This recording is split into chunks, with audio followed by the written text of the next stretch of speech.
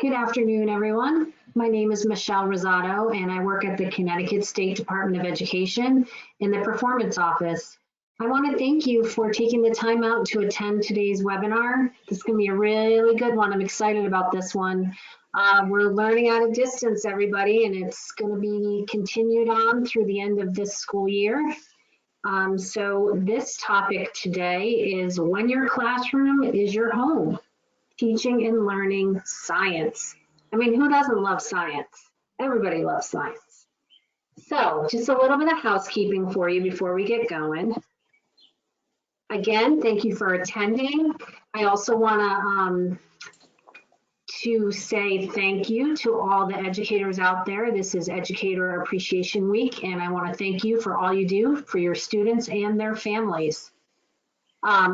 Just as a reminder, all attendees are in mute for the duration of the webinar, but we do welcome your questions. Our presenters have a lot of information to share, and I'd like you to ask your questions using the question box. You'll find that in the webinar control panel. Questions will be addressed by the presenters at the conclusion of the session as time permits. If we have additional questions that we don't get to, we will respond to you after the event. And just as a reminder, this session is being recorded and it will be posted to the CSDE's COVID-19 District Resource page.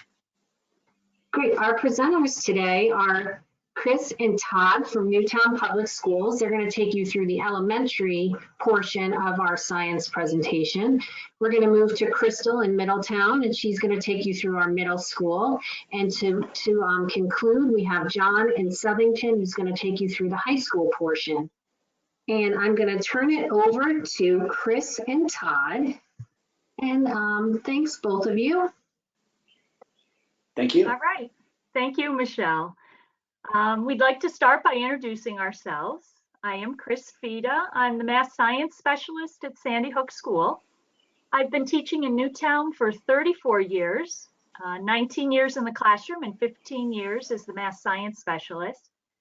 The training I've received is mostly through the MSP grants I've attended, and it includes the Inquiry for Teaching and Learning Series, NGSX, CUDI, the Curriculum Unit Development Institute, all through the Connecticut Science Center, and NGSS training from CREC.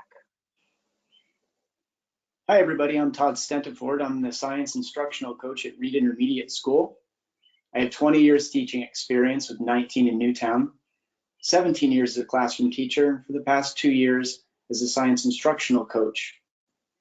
My training, like Kris's, was through the MSP grant, a lot of similar trainings, and looking forward to getting started.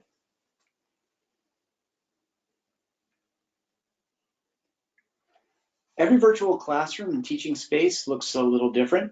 The nice thing about being home is the opportunity to establish a comfortable, possibly inspirational, close to coffee and Wi-Fi router central command. Next. So after having that little peek into what we're doing in our homes, we wanted to share a little bit about how Newtown has changed over to alternative learning plan. And Todd and I are honored to present how this distance learning journey has begun by focusing on just a few main topics.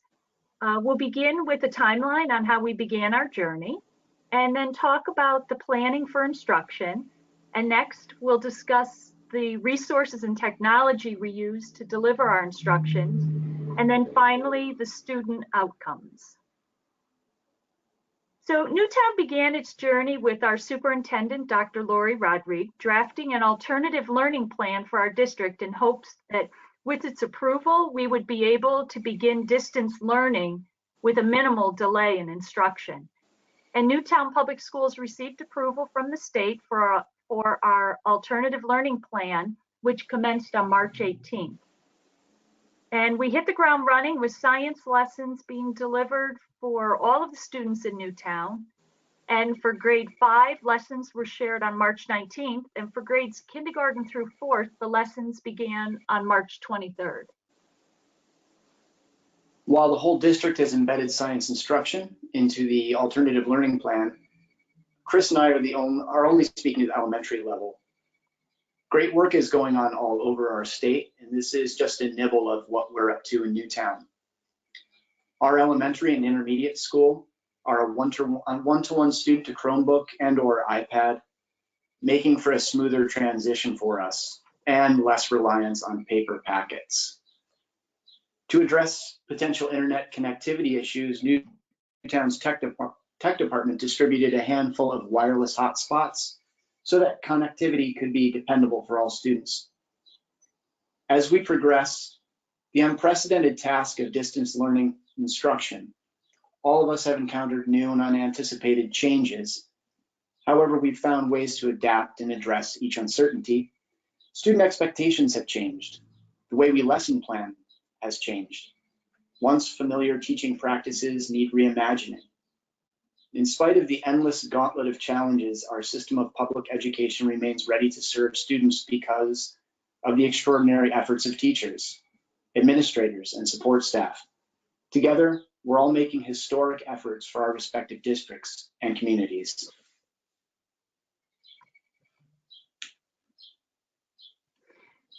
Now we're going to begin talking a little bit about our planning for instruction.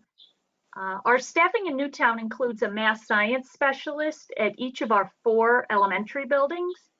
And 2 years ago, a science instructional coach and STEM teacher were added to the intermediate building, as Todd had mentioned earlier. And because we ourselves don't have direct responsibility for any classroom, we assumed the task of creating the science lesson plans.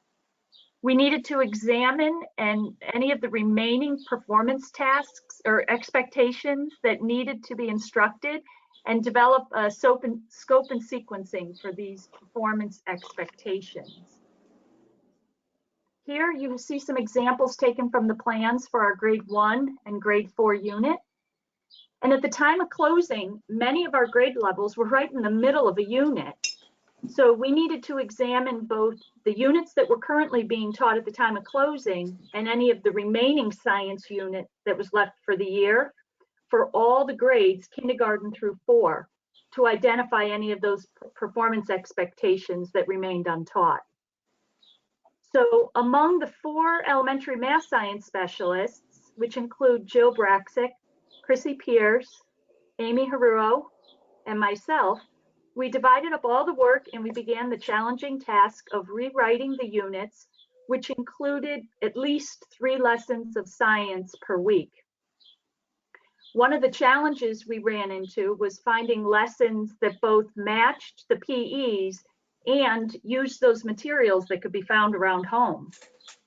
And another challenge was, in order to engage in the mystery science lessons, many of the materials needed to be printed. So we needed to provide alternative suggestions for those students who didn't have access to the printer to make sure everybody could engage in the lessons. We also made it a point to insert into the plans opportunities for students to engage in the science and engineering practices whenever possible. And as we completed all of the lessons, we shared them among all of the grade levels at the 4 elementary buildings, and then the teachers inserted those into their lesson plans. You can go to the next slide, Michelle.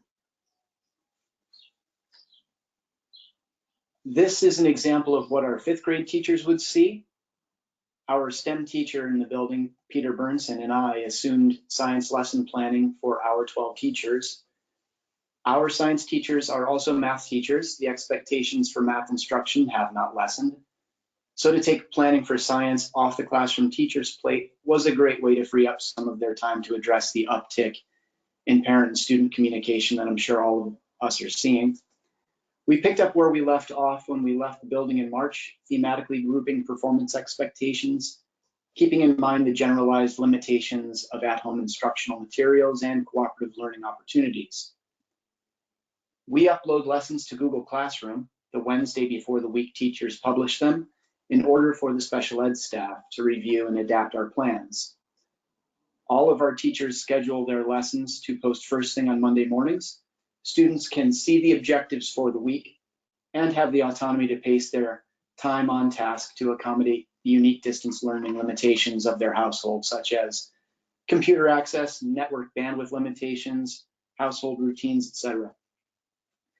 Perhaps most importantly, Peter and I meet with the teachers and administration for a 1-hour Monday morning PLC, where we game out the week and discuss successes, challenges, and plan for the coming weeks.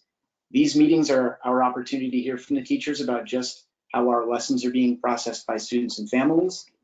And based largely on the feedback from the teachers, Peter and I have been able to create plans that better conform to the needs of those teachers and families and students, their wants and their concerns. Next slide. Now Todd and I will share some of the resources and technology we use to develop our lessons. You can move to the next slide. Well, as you know, many of the websites generously provided free access to materials without requiring students to log in. And we also needed to take a close look and adhere to the district's list of approved sites. And for grades K through 4, we used a variety of lessons from Mystery Science, which we were already familiar with as we've embedded these lessons into our resources that we use in all of our units throughout the year. We found PBS Learning Media has many types of resources, and their videos were a wonderful way to make our revised units engaging. The NSTA ebooks were a terrific find, and they provided great illustrations, models, and embedded videos into our revised lessons. Another great resource is to access the local nature centers. We have a naturalist and educator, Mr. T, from the Catherine Violet Hubbard Sanctuary in Newtown, that works in our schools throughout the year, presenting many engaging programs for the students. And the sanctuary has created a place on their website that brings the sanctuary into our homes with great activities, including virtual interactive field trips. And without having the luxury of our classrooms and materials, these sites provided that mix of videos, lessons, PDFs for those families that chose the option to print, simulations, and virtual interactive field trips, which assisted us in creating some meaningful learning. And then there's the professional learning that happened. The amount of professional learning for teachers that occurred in such a small amount of time is just amazing. Teachers needed to learn how to efficiently use the platforms of Seesaw for grades K and 1, and then Google Classroom for grades 2 through 4. The students in grade 3 and 4 have already been exposed to Google Classroom during library media class and in the classroom, but to use it independently at home was challenging for some. And for kindergarten through grade 2, that included new learning for everyone, teachers, students, and families, in navigating the use of Seesaw and Google Classroom as a means of delivering our lessons remotely. Next. I'd say two of the tools I personally use most are YouTube and iMovie. I am no Steven Spielberg. iMovie does a great job of making my video content look polished and semi-professional and engaging. YouTube is sort of my frenemy though. I hate the ads and suggested content, and I dread the thought of our students getting lost in there when they started out innocently watching an instructional video. So to address this, I try to process all of my videos through Safe YouTube first. If you haven't used it before, Safe YouTube is a free service that scrubs your curated or created videos of ads and distractions. However, Safe YouTube videos are not as of yet embeddable in Google Forms the way that you can with just a straight YouTube video. That said, it works fine if you include it as a hyperlink. One immediate concern with distance learning was the loss of personal connection to our students and the potential of deteriorating the strength of our school community. I think video and audio recording by a student's own teacher or teachers has the potential to deliver content while making the learning feel authentic and familiar and credible.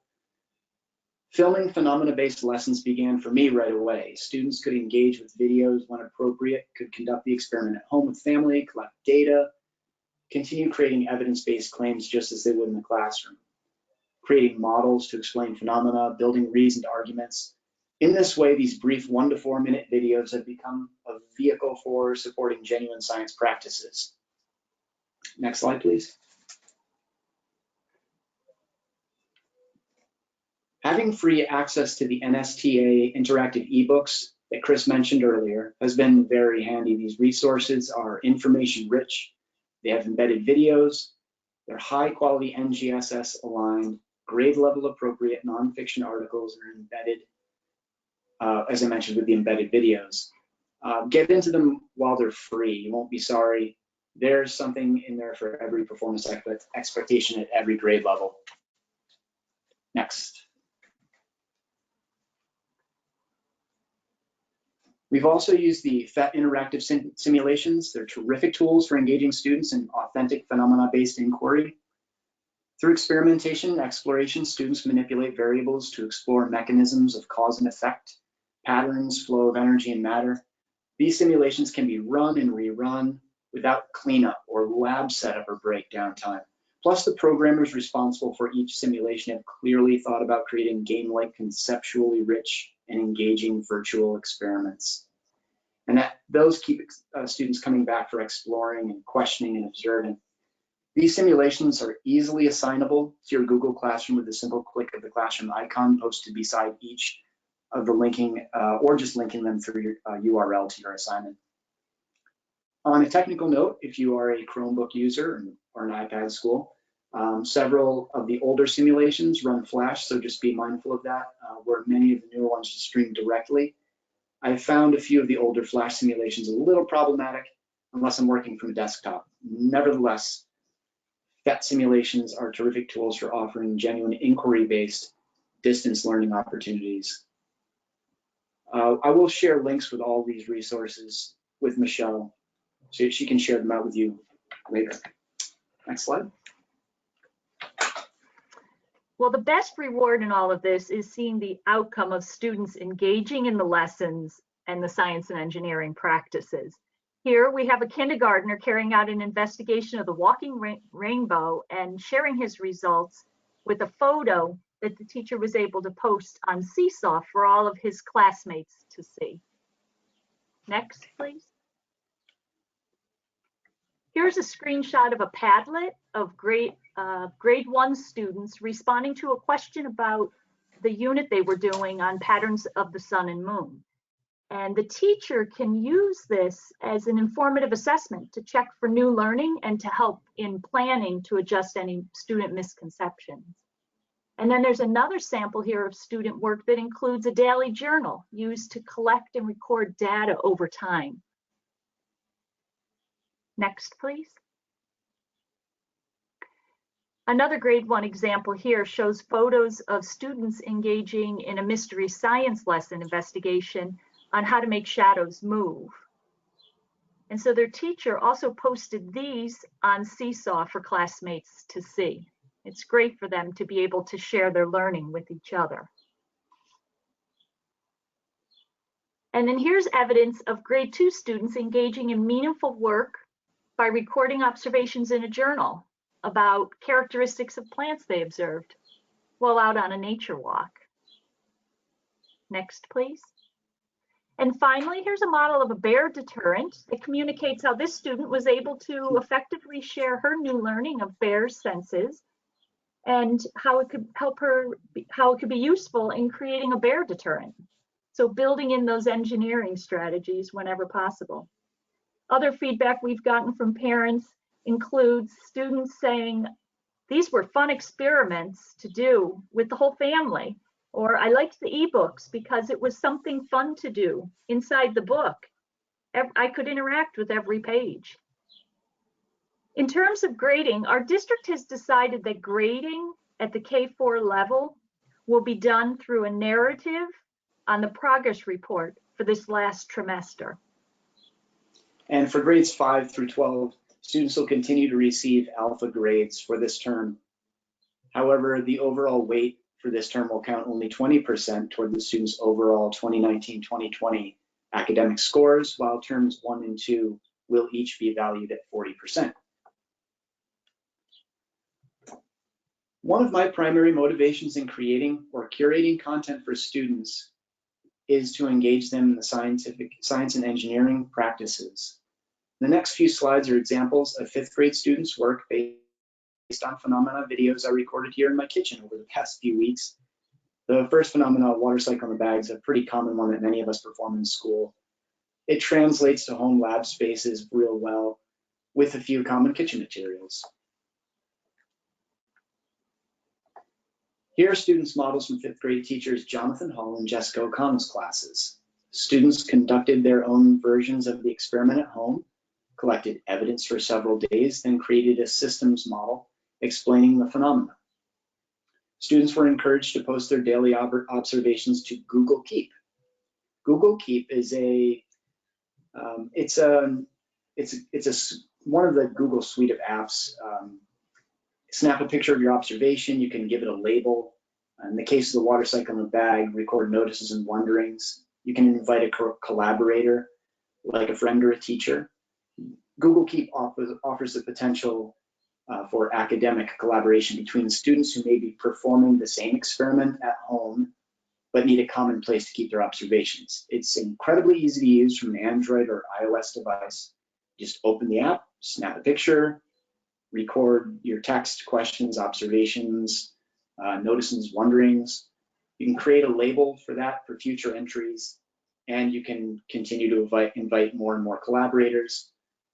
Other utilities we have begun to use to enhance virtual community connections are Padlet and Flipgrid. Padlet is a virtual bulletin board for your class, cluster, or school where students can post pictures or written responses to engage other students. Flipgrid is a Chrome extension allowing students to record short videos, to respond to a teacher's prompt, question classmates' evidence or reasoning, comment on peer work, and generally just get together in an online academic setting and see each other's faces and hear each other's voices, which during this time is so important. Both of these are moderated by the teacher, who has a great deal of control over student participation. When tasked with adapting or substituting mystery science lessons, we plan for easily performed at-home experiments, the materials for which households have in their kitchen, garages, or basements. As simple a setup as the water cycle in a bag experiment is, the resulting thinking is content-focused and SEP-rich. Next slide, please. While not every experiment was easily repeated at home, videos can be played over and over while students think and discuss with family, chat virtually with friends. This example is the third video in a series on temperature, molecular density of particles, and atmospheric pressure. Systems models was explicitly taught in the early months of 5th grade so that our students would begin developing a necessary and transferable practice that they could use throughout their academic careers. Introducing that practice early on has really paid dividends during this time when we cannot be face-to-face, as evidenced by the models here. Next slide, please. Not all models are created using the same tools, and as different as they are, they can be equally effective. Some students gravitate to analog models and they'll grab a pencil or pen or markers, while others head straight for technology. The reasoned explanations included are terrific and certainly meet the requirements of our systems model rubric. Reading through the models makes the students' thinking visible and gives direction to future lesson planning. Next slide. We are constantly surprised by the quality of work we're seeing from our students. This is, of course, not the case with every student in every household, but this is a challenging time. It's scary, it's uncertain, and yet for the most part, students and families are finding the courage and strength to rise to the challenge, maintaining their connection to school, to teachers, to our learning community, and teachers are making time for self-directed professional development and learning to use technology, inventing new ways and different ways to reach their students. We all miss school. We all miss our students, we miss our colleagues. Heck, Kris and I even miss district science committee meetings. Our students miss each other, they miss recess, they even miss us. And we'll get back to them soon, we hope. I hope the lessons I've learned through the socially distant time stay with me and stay with us and our students. What this experience has gifted us is time for autonomy, time without bells to mark the period's end, time for introspection, time with family, time to learn about where and how we learn best. And for me anyway, time to actually learn how to use my computer and tech devices. When we do return to school, I hope this conception of time sticks and informs us how we structure our day, our classes, our interactions with students and each other. Next. We are so grateful to have had the opportunity to share a peek into what we in Newtown have been up to during this socially distant time. And we look forward to your questions, suggestions, and hearing from our other presenters. Feel free to reach out anytime. Thank you. Hey guys, before you duck off, I just have a question from one of the audience members. I have a couple, but this one I thought would be a quick one for you. Where is the apparatus from the hot, cold water available from? Oh, I'm trying to remember where I sourced that one from. There's a couple of different vendors who supply that. Can I get back to you with the answer to that, Michelle?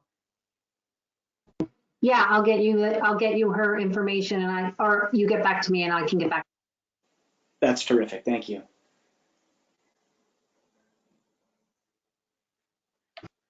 Okay, we're going to turn it over to Crystal, and she's going to pop her slides up in just a second. There she goes.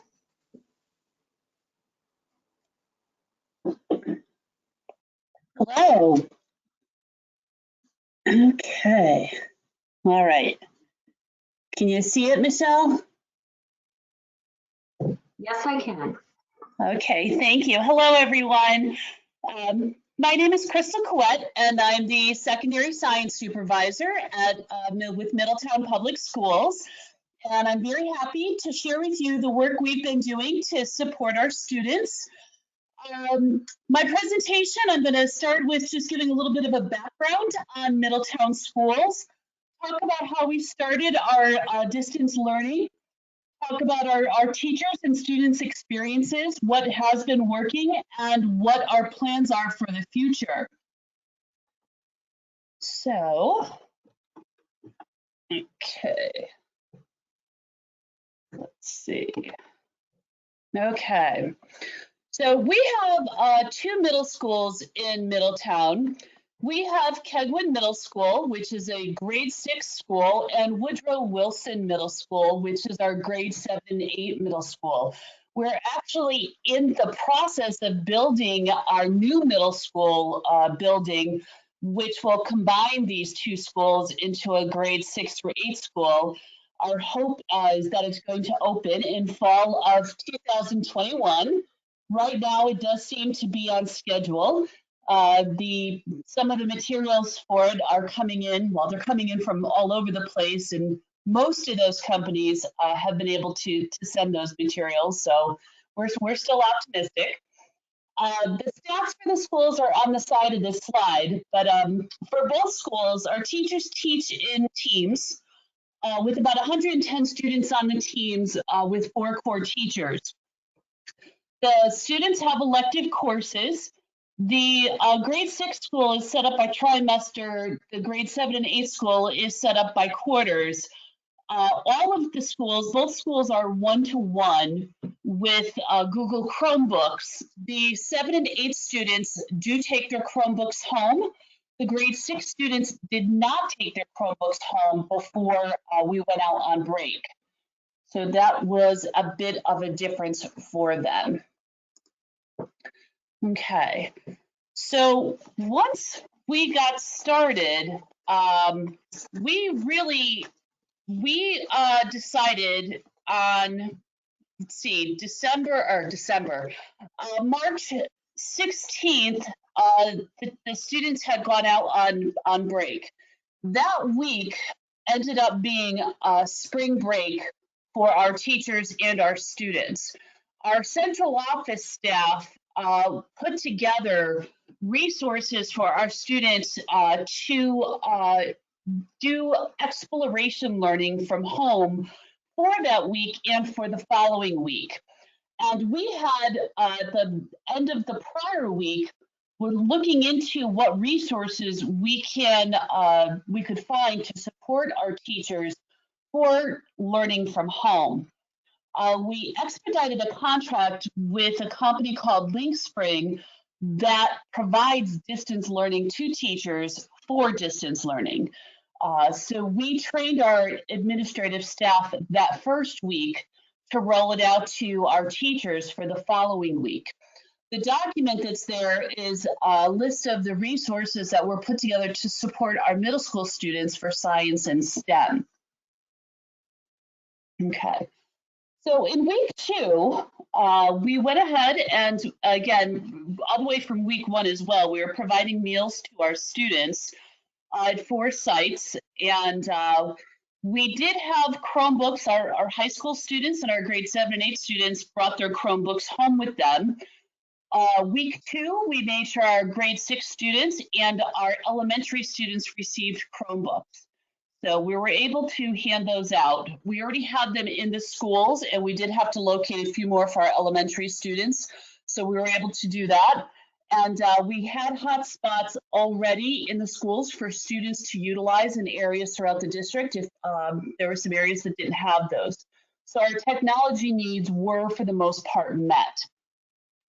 The training with LinkSpring for our teachers focused around a couple of major apps that we felt would be the most helpful in terms of rolling out our distance learning for the students. We already were utilizing Google Classroom, so not all of our teachers had developed expertise in there. So we had some teachers who focused on Google Classroom and being able to use certain aspects of Google Classroom, Padlet, Screencastify, and Edpuzzle. And we spent several days during that second week with teachers really exploring those platforms and other resources, as I'm sure everybody was receiving many emails about the resources that became available to access for use with our students. So that week was a lot of learning, how to use the platforms, programs, apps, and science links that were available. Okay, during this time, it wasn't just a matter of saying, okay, we're going to do distance learning. We had to really set some guidelines of how many assignments were we going to give? How long were these assignments going to be?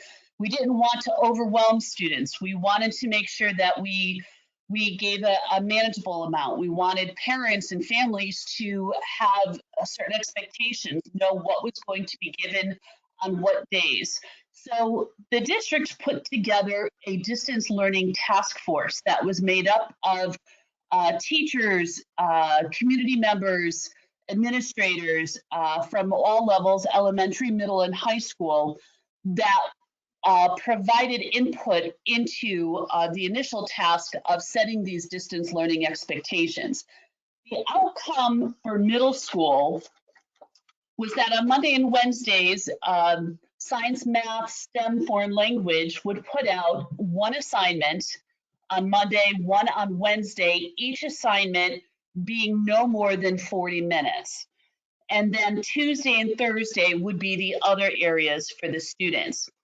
Friday was set up for the students to work on any missed work, completing any work that they didn't have an opportunity to do during the week, or to work on an advisory lesson.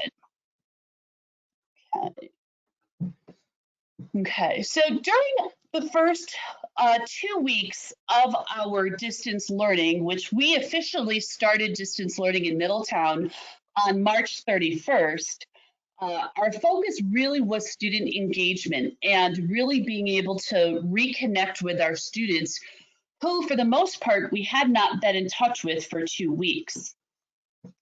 So we knew that for the most part, the technology was available. We knew most of the students had internet connections.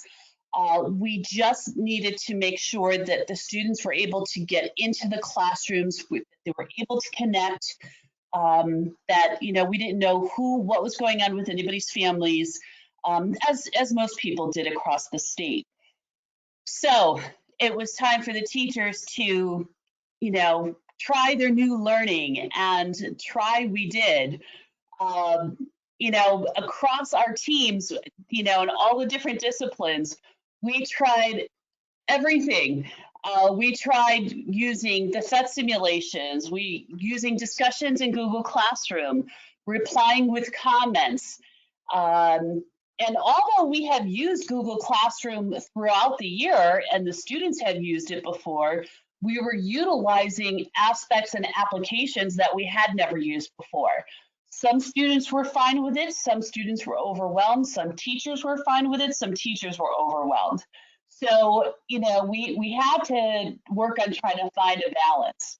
And so, you know, there were some things that we're finding were working with kids and some that were not.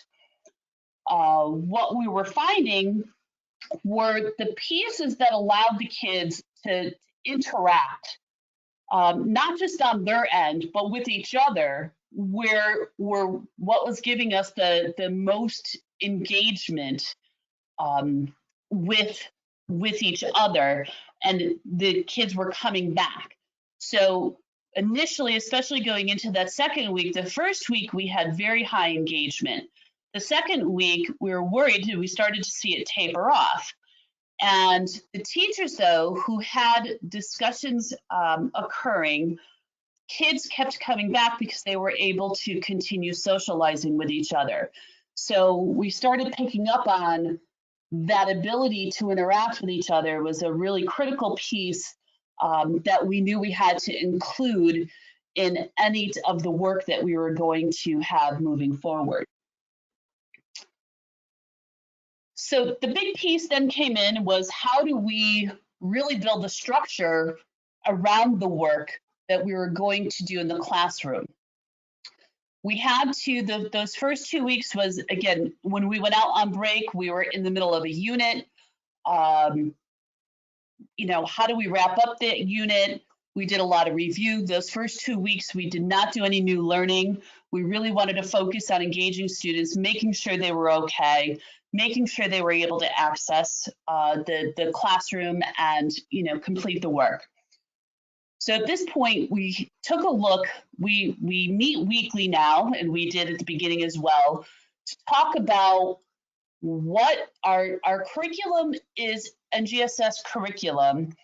And before we went on break, our biggest challenge has been, how do we assess all three dimensions of NGSS?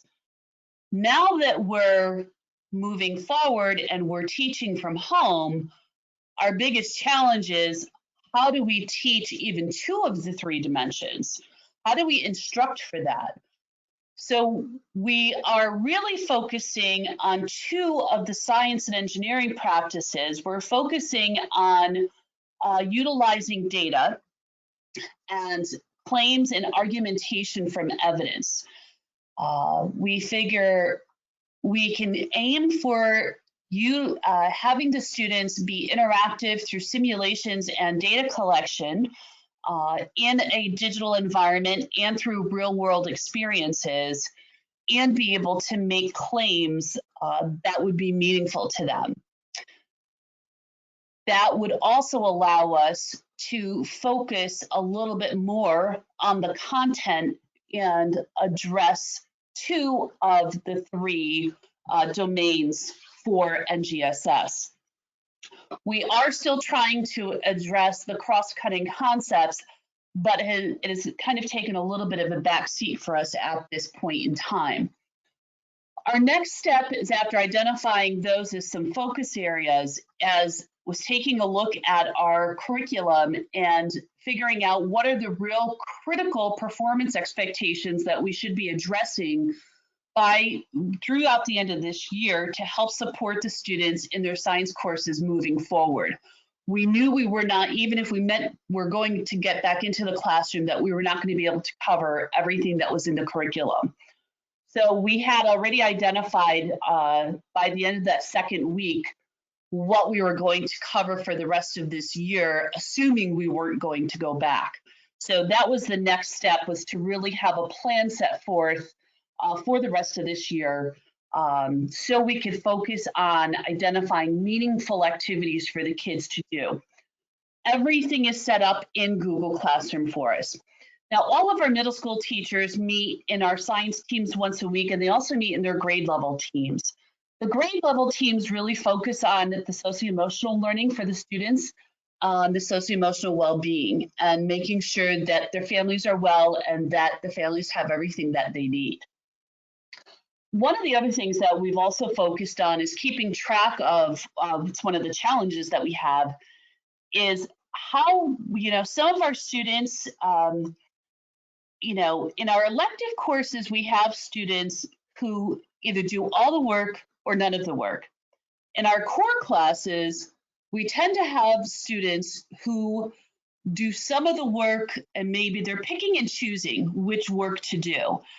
And what we have found is we've developed a way to monitor student engagement that our teams can really communicate to each other who's doing what work in whose classes and what types of activities are the students involved with and engaging with.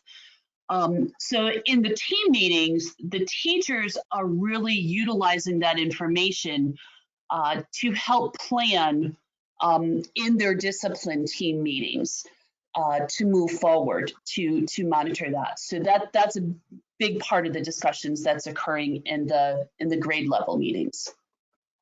Okay. Some of the activities, there's some samples here of some of the activities that we're doing in grades 6, 7, and 8.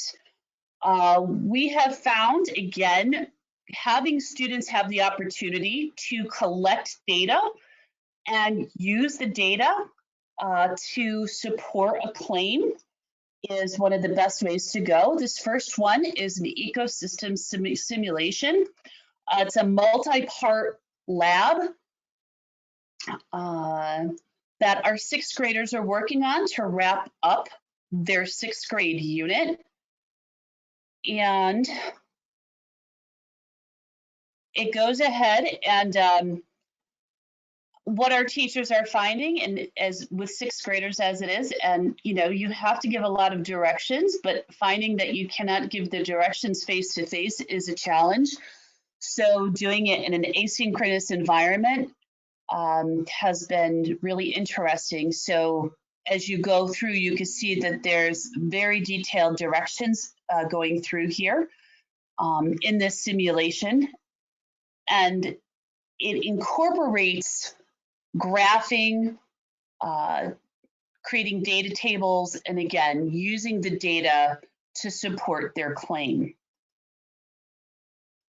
Okay. We have our grade 7, one of our teachers used a resource from Kessler Science, which again, the resource itself is meant for an in-person stations activity. She modified it to create interactive group stations activity where kids can create virtual groups to interact with each other with some of these lab stations. And it's not perfect, but it's one of the ways that she's trying to get the kids to interact with each other. From the feedback, our teachers ask our kids every week, what's working for you? What isn't working for you? What would you like to do more of? And every week, the students' response is, we want more time together. We want to be able to do more things together. We want to, work together. Opportunities to talk with each other and things like that. So trying to have the kids engage in these activities together and have opportunities to talk about their work and their findings is the type of activities we're trying to have our students engage with. And the next one was a cloning debate where the students were going ahead and taking a look at different videos and going ahead and again, locating evidence for a claim to present a debate. And they're going to utilize a discussion format in Google Classroom to present their debate and respond to each other. We also have we have opportunities for our students to work synchronously through Google Meets. Not all of our students are able to do that or feel comfortable doing that. So we do have different opportunities for students. If they're comfortable, they can engage in the debate through Google Meets. Otherwise, they can also engage in the debate through Google Classroom. And the last example of work I wanted to show you was a lab, which one of the challenges that we're facing, that I'm sure many are facing, is the ability for students to engage with some of the hands-on lab work. And instead of just watching, a lab or watching somebody collect the work or handing students data tables, one of our teachers is trying to take, this was her first attempt at it, taking little pieces of little snippets of a picture here, a little video here, and having the students observe small pieces, trying to record little pieces of data to create data tables and draw some conclusions from that. And she wants to expand upon that to give the kids a little bit more experience with the data collection organization and using that again to support their claims and their observations. So those are just some of the samples of what we're seeing. Again, the biggest thing, and I'm sure a lot of people are finding this, the biggest key is to engage the students, provide the students with feedback, lots of feedback. My teachers are finding they're spending the majority of their time providing feedback to the students. And they found a couple of really great ways to do it. One of the best ones they found is through Mote, which allows them to leave voice comments in Google Classroom. Originally, it was just on Google Documents, but now you can leave it on spreadsheets. You can leave it anywhere throughout. You can leave it for directions. But the students do have to also add, it's a Google extension. And but it is saving them time, and the students have stated they like hearing their teacher's voice. And the students could also respond by voice, if you so choose to have them do that. Nod is another Google extension that allows kids to show reactions in Google Meets. And Cami is something that the teachers are finding useful with graphing. It allows them to draw directly on a graph and show some of their thoughts of how something might change. And it also is helping with some of the modeling and showing the process and how a process might change. So those are just a couple of examples of the apps and extensions that our teachers are finding very, very useful. Okay, so our distance learning task force, the next task after they identified what the expectations were going to be for distance learning became identifying what is our attendance policy? How do we track the students' engagement? What do we do if students aren't engaging? Who is going to be communicating? And how are we going to actually grade students during our distance learning experience? So the first thing was to identify what does engagement look like. So the chart that's on the top of this slide has 5 levels of engagement. So each week, for every single one of our students, our teachers identify the level of engagement in their class, and they could jot down notes. And we have a spreadsheet that records this information, allows us to sort it. We also use PowerSchool for grading. So we also, for our assignments that we assign each week, which each discipline is assigning 2 assignments each week, we identify if the assignment has been collected and has met the expectations for the assignment, if it's developing, or if the student has not handed it in. So that's how we're taking a look at students' engagement, which is related to their attendance and scoring their work. For term grades, students will, if they've consistently engaged and met most of their work, they will either be approaching or have met expectations for this last quarter or trimester. If there's been minimal or no engagement, there will be insufficient evidence. So that's how their final grade will be determined. Okay. Our biggest challenges throughout this so far has really been engaging all of our students. We have, at the middle school level, about 15% of our students who we have not been able to reach. And that fluctuates a little bit week to week, depending on what's going on with our students. And again, we still have some students who are engaging more with some courses than with others. And so that has been a huge focus for us, is how do we consistently keep those students engaged with the learning. The other challenge has been with synchronous learning and having all of our students being able to access a Google Meet, either for a live lesson, just an opportunity to ask questions, to have opportunity to talk over topics with classmates, those types of anything that you would do to be able to chat with somebody else. And of course, our hands-on labs.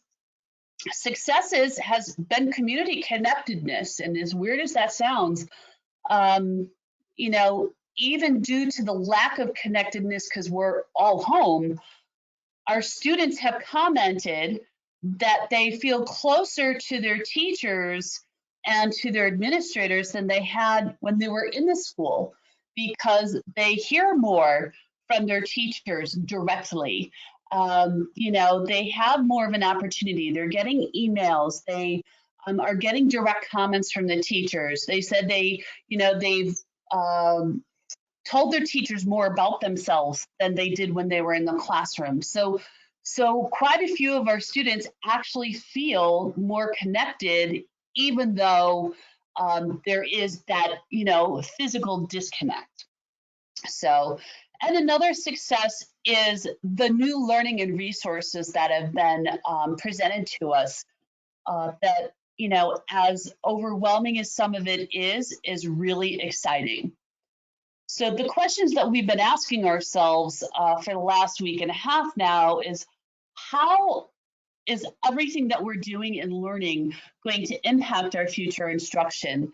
Our superintendent, Dr. Michael Connor, has been saying that, you know, we cannot go back to teaching in our old traditional industrial style, and he's absolutely correct.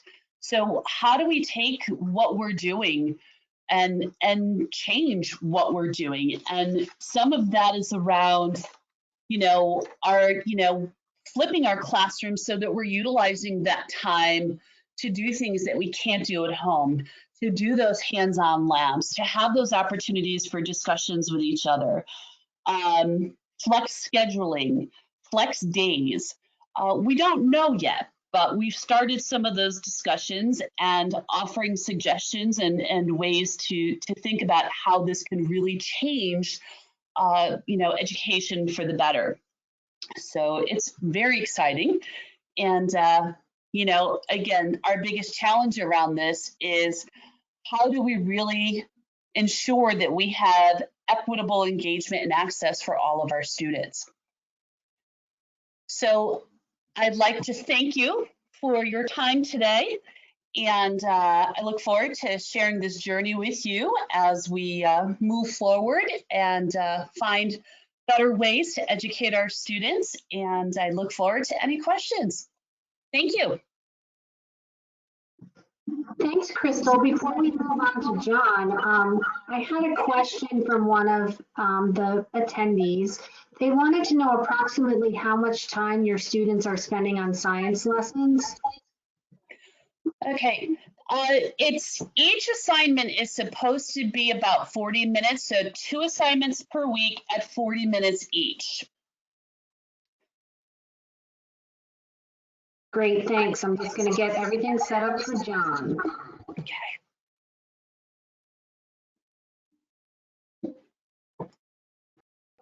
Okay, John, everything should be all set for you. All right, thanks, Michelle. Let's give a quick check. I don't know if you shared the mouse with me yet, but I'll introduce myself. I'm John Duffy. I'm the K-12 Science Curriculum Coordinator in the Southington Public School System. I'm here today to take you through the journey that we've managed our way through in Southington High School's Science Department. Southington High School has 2,000 students, give or take. We have 22 science teachers in our department, and so there's quite a bit and quite a few people that we need to bring together.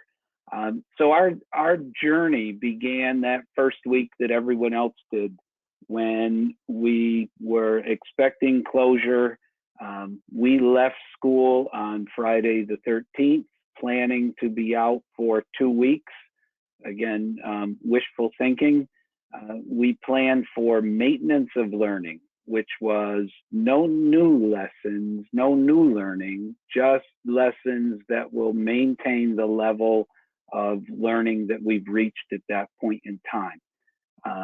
So we did not have any direct instruction or really any connection. They were simply posted lessons. That very second week, we transitioned to, we're now going to be teaching remotely, and that quickly went to week 3, where we were providing a lesson for each day of the week. So all of our high school science courses were pushing out basically a 45-minute lesson for each day of the week, which very quickly proved to be extremely overwhelming and very stressful for students and families. And we listened to them. Our first fix was no assigned work on Fridays, which still didn't take care of that stress level. So we are now on 2 days per week for each course. So each high school science course pushes assignments out only on Monday and Wednesday, or on Tuesday and Thursday. Those assignments are expected to be timed for 45 to 60 minutes each. So as you can probably imagine, we went from how will we maintain our curriculum and provide that through distance learning to how will we truncate our curriculum and provide that through distance learning. And that is ongoing. Our science department, I think, is doing a very good work, excellent work with assignment design and delivery. But we're now putting much more emphasis on actual learning and trying to embed synchronous learning. So our science department actually generated this graphic that I'll share. And as it comes up there, we realized that our assignment development, we're pretty good at that, developing and posting assignments. But we're also understanding that there's asynchronous and synchronous instruction, and that real instruction piece is what we want to get at, and we continue to work at that. But along with that assignment development, in a severely truncated curriculum, we also need to be able to define what it means to meet expectations, and I'll talk about that shortly. So after we sort of decided as a science department that we really need to focus more on defining our expectations and getting to that asynchronous and synchronous instruction, we did decide to take one maybe smaller step, and that is personalize our assignments. So we have worked on both personalizing each assignment that we push out to students and then getting more to the level of instruction. And I'm gonna go back here. There we go, oops. I don't know, Michelle, I seem to have lost my screen here. If I can, there you go, thank you. All right, so we are also concerned about our engagement and connectivity of our district. We are not a one-to-one district. I think we've heard today from two districts that were in a good position in terms of devices. Southington is not one-to-one. Prior to that first week, when we knew this was coming, we surveyed all families regarding devices and connectivity. We got better than 50% as a response, which is pretty good when you do a district-wide survey, but things hadn't hit yet. So week one, we resurveyed. Now it was real, and our response was much greater. We reached families by phone, by email. We linked them to a Google form, and we found that we needed quite a few devices, and we had families without an internet connection. So our staff worked in that toward the end of week one to pull all devices from all our schools. So anywhere we had a cart with Chromebooks, we took those Chromebooks from the cart and made those safely available to families. The district also purchased quite a few hotspots for families who were missing an internet connection. And at this point in time, based on the level of engagement, I think we see that the vast majority of our students and families are connected.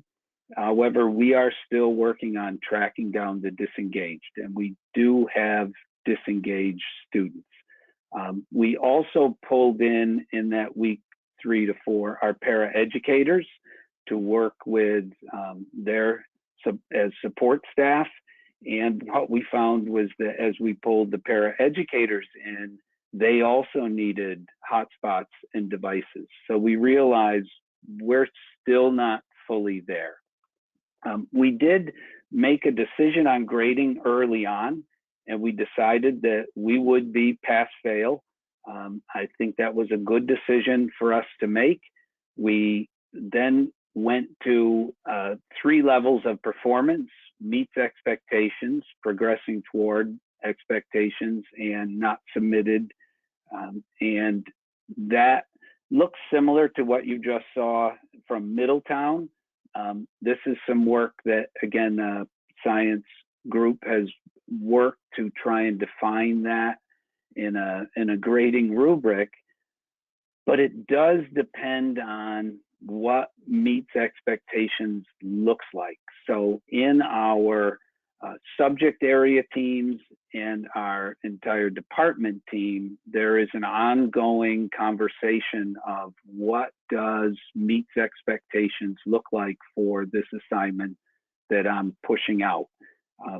Personally, I think that's one good thing that will come of this, going from an environment that is grade driven and students being grade motivated to now be looking at a meets expectations in terms of the grade that shows up in Power School.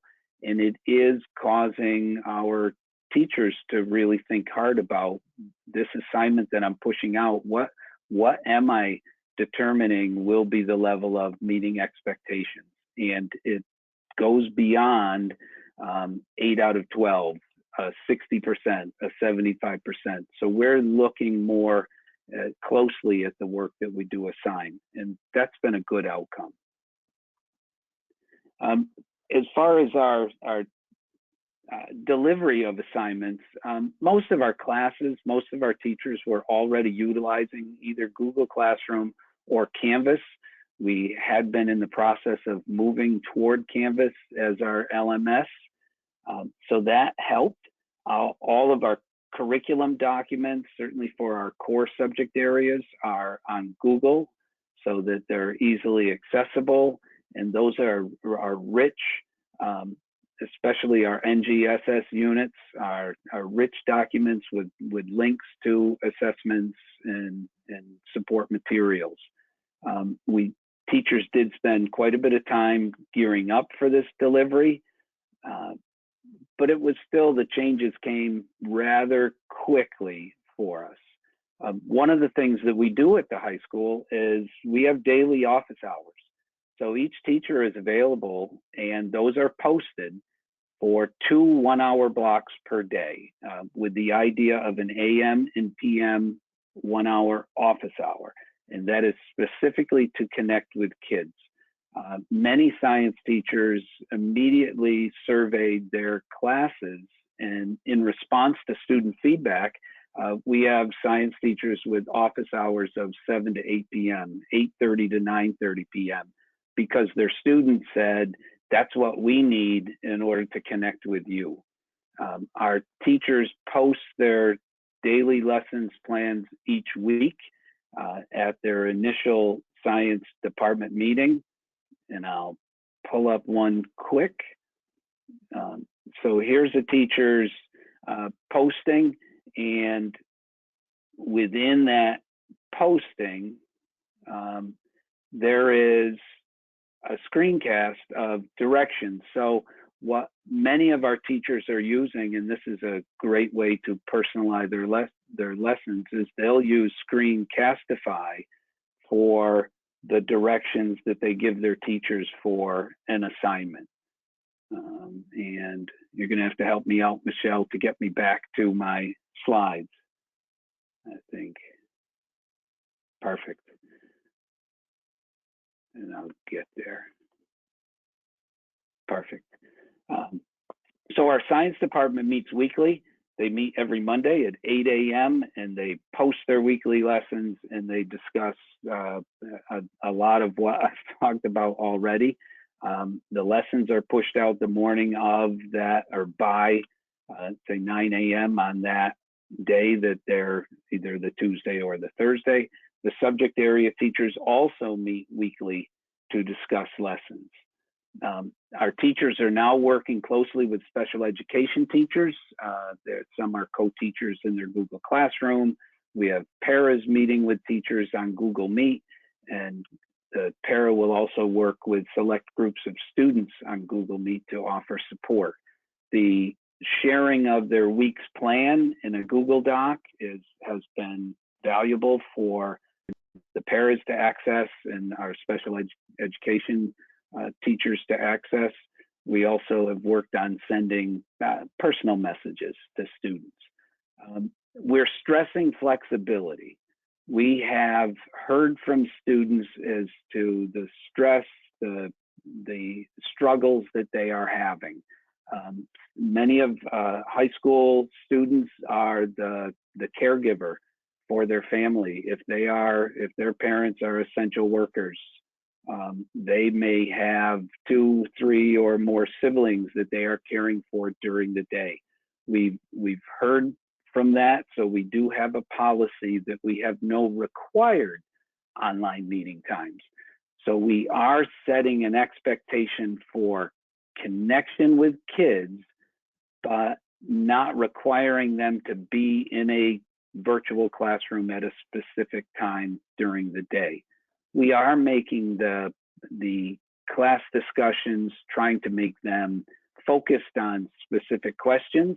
As much as many of our kids like to engage with the teacher as to what they were doing that day, what Netflix movie they may have watched that they found really interesting, we're focusing our class discussions on specific questions that really get as close as we can to mimicking those science discussions that we would have in class that are so vital to especially our NGSS-based classrooms. We are still working hard to reach the disengaged. We did go as a district all online. We did not provide pencil and paper options. However, we are looking at that at this point in time, because we are concerned about the number of students who are not engaging virtually, and we want to provide that option for them in the future to catch up, maybe to best meet their needs. Some of the resources that have proved extremely valuable, I did refer to already, and one is Screencastify. Screencastify, that the video audio recorder for Chrome, has really proven to be valuable. We use it for video instructions for a particular lesson. We use it for read alouds for struggling readers, along with those lessons. We had a physics teacher recently utilized a Phet simulation.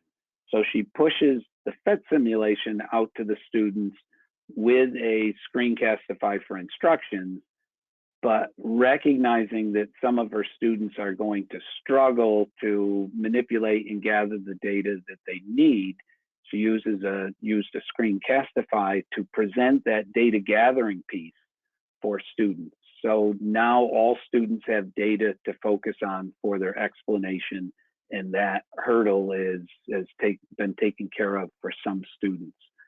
We've also used a web whiteboard for those classes that require math-related problems, which we can also share live on a Google Meet, or it can be screencasted. YouTube videos have been very engaging for our students, but most engaging with the teachers making their own YouTube videos. We will push out, and we have pushed out some experiments, some hands-on experiments, but we also realize that our families, being as stressed as they are, we are not looking to add to that additional stress by saying, oh, I'm missing that one or two pieces of equipment or materials, and now thinking that I need to go to the store to purchase one or two things. We're discouraging people going to get the materials.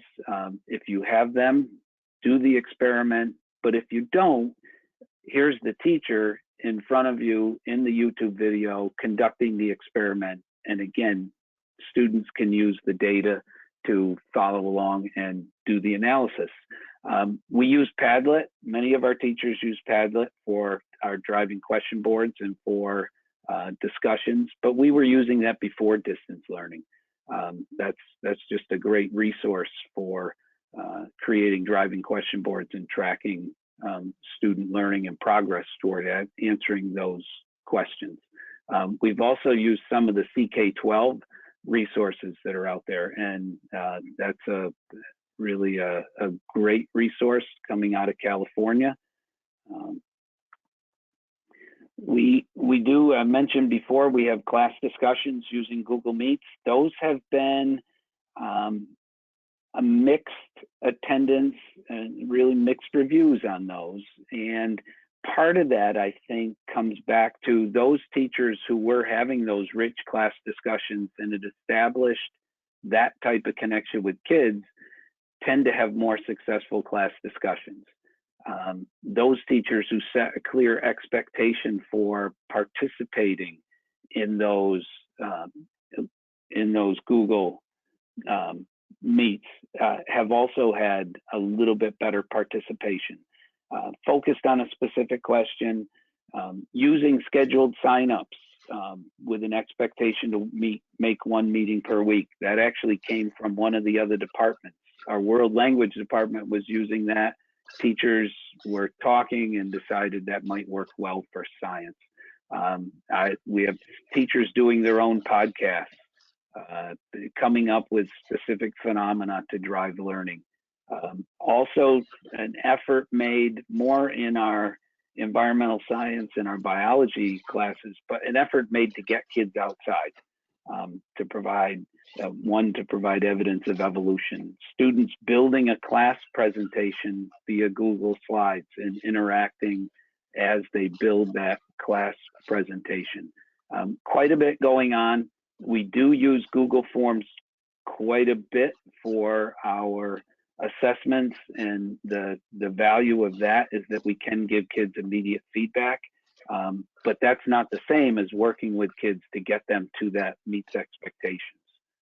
So we are, in the middle of this journey. I certainly would welcome any and all inquiries. If there's anything I can help you with, or Southington High School can help you with, we certainly will. I have a very dynamic, collaborative staff at the high school in our science department, and they're always willing to share.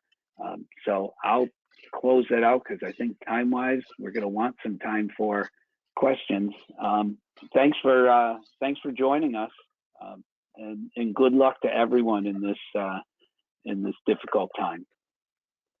Thank you, John. Thanks for sharing your experiences at Southington High School. I have a question, and I'd like to hear from all the presenters on this one. Maybe we can start with you, John. What is the level of engagement that you've been having from students? What's the approximate percentage of students that are completing their work and that are being engaged? So at Southington High School, now it does, of course, through the science department, it varies. Certainly varies by level, varies by course. But I think the number that we've been looking at recently of highly engaged is somewhere around 75%. So we're looking at 20 to 25% of our students that we think are disengaged or could be engaged at a much higher level. Which really is problematic for us, and that's why we're working hard on reaching out to those families. However, we have also learned that there are families who really don't want us in their homes right now, whether it be sickness that's in their home, whether it be that they're essential caregivers or essential workers and caregivers. So we have backed off on some families with the understanding that we'll catch them up when things settle down for them. But it's a higher level of disengagement than we'd like to see, no doubt. At our middle school level, this is Crystal, we have about 15% that are not engaged and about another 10% that are partially engaged. So I'd say we have about 75% that are pretty solidly engaged at this point. We definitely see higher levels and more consistent engagement at the 6th grade, at the younger grade, as opposed to 8th grade. But, and sometimes it does depend on the week. The type of assignment is critical. So our teachers are definitely trying, really working to create the assignments that try to get the kids interactive. And it was interesting how John pointed out that his teachers have night office hours, because that's what our teachers are finding too, is that even though they have office hours or meeting times in the morning, some of our students are sleeping during those times, and a lot of work is being handed in between 8 p.m. and midnight.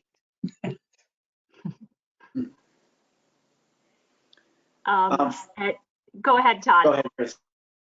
I was just going to say, from the grade 5 perspective, and grade 6 is also housed in our building, it's really hard to generalize, given this is a population that we can only see evidence of their work digitally. We can't really gather firsthand observation, but we're working with around about a 20% of students who are either not engaging or engaging not as we would like, not as deeply as we would like. And I think a lot of that comes down to some of the remarks that John mentioned, caregivers in the family who have just decided now is not the time.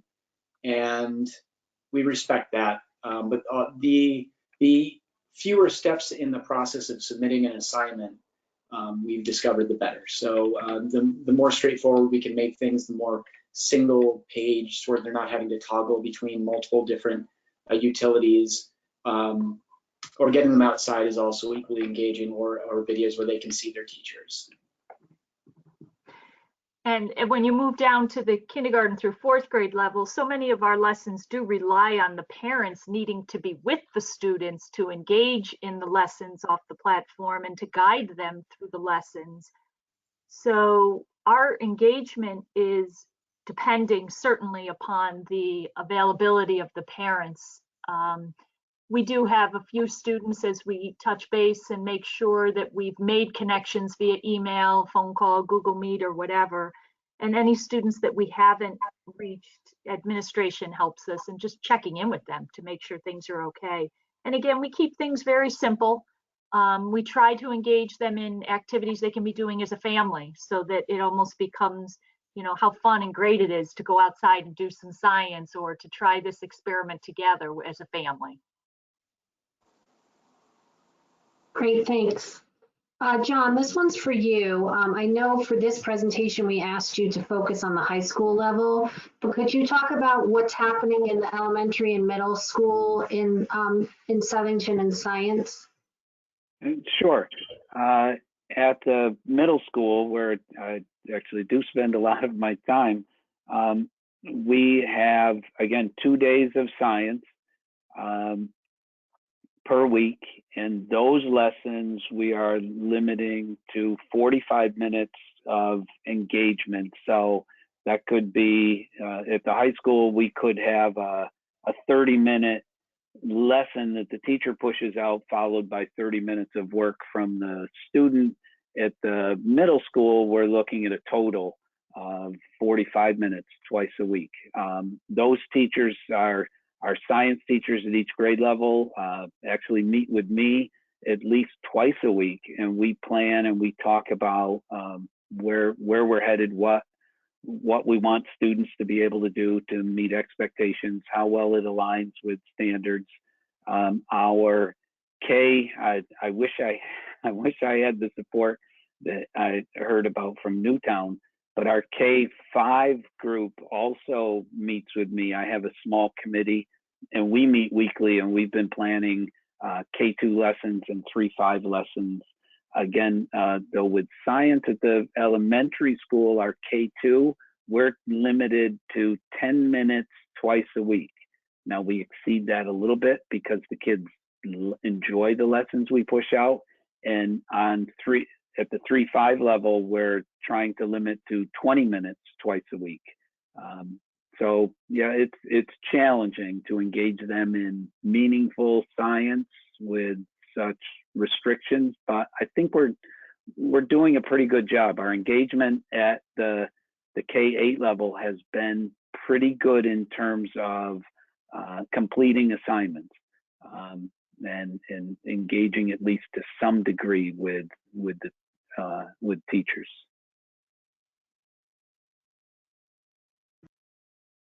Great. That concludes the questions that we had from our attendees.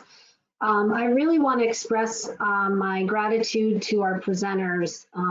It was an excellent presentation, lots of useful information to take back to your own districts. I want to thank you on behalf of the Connecticut State Department of Education and the Commissioner of Education. Thank you for taking the time out to share with us and to share with your colleagues across the state. Thank you to everyone for attending, and please have a wonderful rest of the day, and I hope you and your family stay healthy and safe. Thank you.